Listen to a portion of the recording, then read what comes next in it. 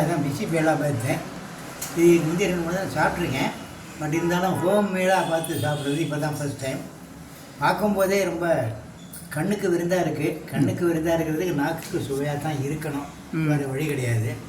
So இது வந்து PC வேலாபாத் வாயில் போடுறதுலையே கரையிறதா. ஆஹா, ரொம்ப அருமையாக இருக்குது. பச்சடி சொல்லுங்க. பச்சடிக்கு அதுக்கு அடுத்து இதுக்கு தொட்டுக்கிறதுக்கு பச்சடி கொடுத்துருக்கேன். வெங்காயம் அரைச்சி பண்ணினது. பார்த்த உடனேயே பச்சுன்னு இருக்கேன்.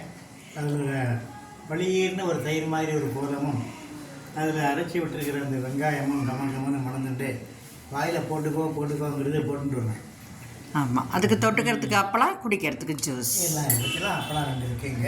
இது ஒரு கடி கட்டிக்கணும், இது ஒரு சாப்பாடு சாப்பிடணும். கையை கொஞ்சம் அலமைக்கு நான் வச்சுக்கணும்.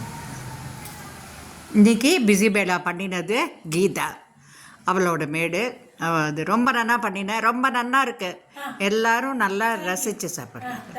வாழ்க வளமுடன்.